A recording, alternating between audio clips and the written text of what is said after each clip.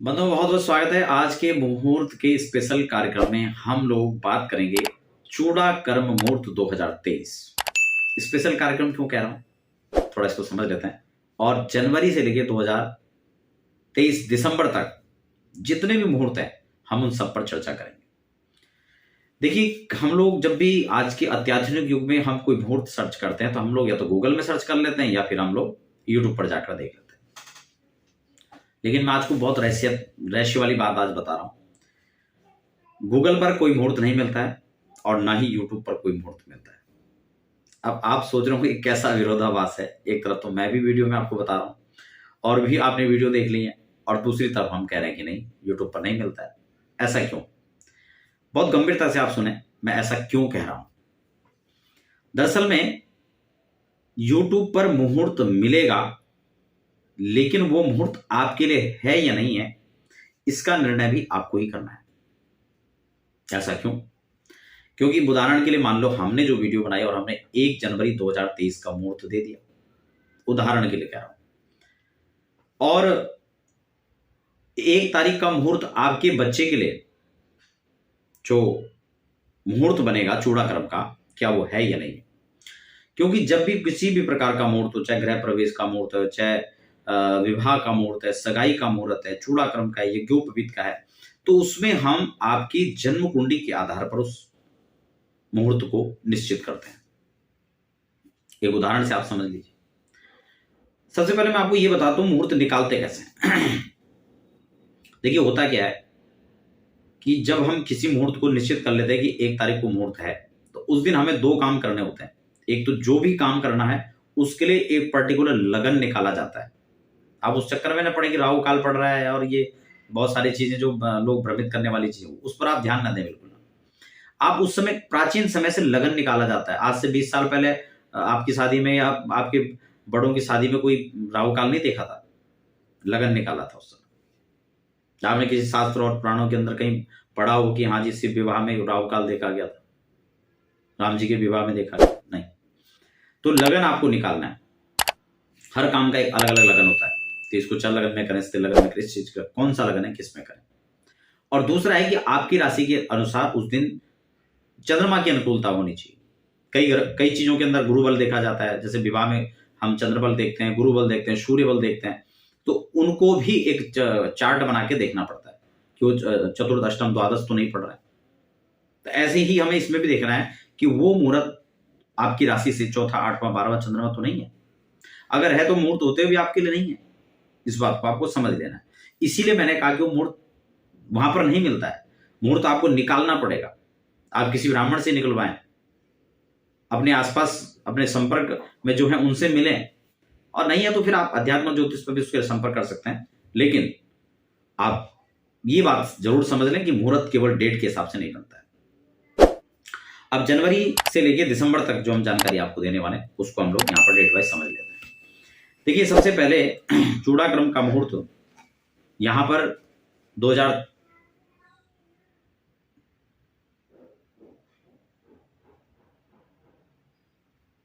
हाँ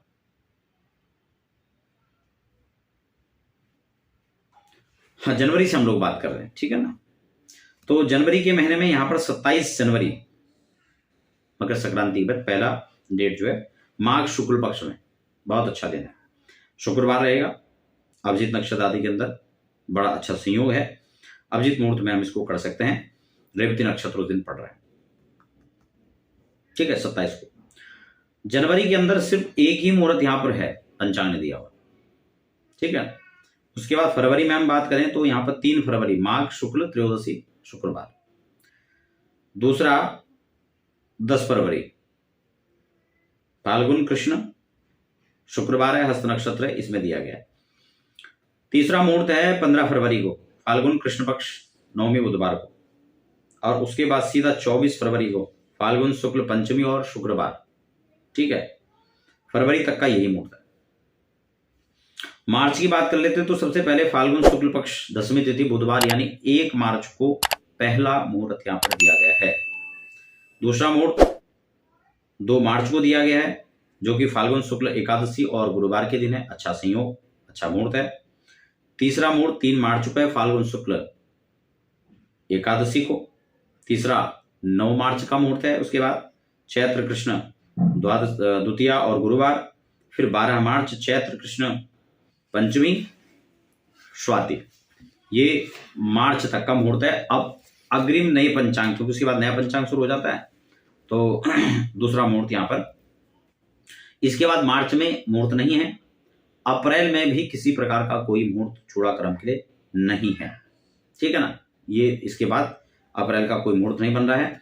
अब बात करेंगे सीधा मई की, मई 2023 की। मई 2023 में 3 तारीख को सबसे पहले मुहूर्त रहेगा हस्त नक्षत्र में, वैशाख शुक्ल त्रयोदशी और बुधवार के दिन, अच्छा संयोग। उसके बाद अगला मुहूर्त 8 मई को रहेगा, जो कि चूड़ाक्रम के लिए बहुत अच्छा संयोग है। ज्येष्ठ का महीना रहेगा, कृष्ण पक्ष, तृतीया चंद्रवार, ठीक है। अगला जो मुहूर्त है वो 21 मई का बनेगा, ज्येष्ठ शुक्ल द्वितीया और रविवार। इसमें मृगशिरा नक्षत्र आ रहा है। उसके बाद 22 मई को ज्येष्ठ शुक्ल तृतीया और सोमवार, आप इसमें कर सकते हैं। 22 मई के बाद हम बात करें तो 24 मई ज्येष्ठ शुक्ल पंचमी और बुधवार, बहुत अच्छा संयोग। पंचमी बुधवार, पंचमी बुध, पंचमी सोमवार, ये अच्छे संयोग माने जाते हैं। उसके बाद मई का यही यहां पर क्रम खत्म हो जाता है, जून का शुरू होगा। जून के महीने में 2023 में अगर बात करें तो सबसे पहले 1 जून को यहां पर चूड़ाक्रम के लिए मुहूर्त बन रहा है, जिसमें चित्रा नक्षत्र, ज्येष्ठ शुक्ल द्वादशी गुरुवार। 8 जून को श्रवण नक्षत्र के अंदर आषाढ़ कृष्ण पंचमी और गुरुवार, अभी जैसे मैं बात कर रहा था कि गुरु पंचमी का अच्छा संयोग। उसके बाद है 21 जून आषाढ़ शुक्ल त्रयोदशी बुधवार पुष्य नक्षत्र में। उसके बाद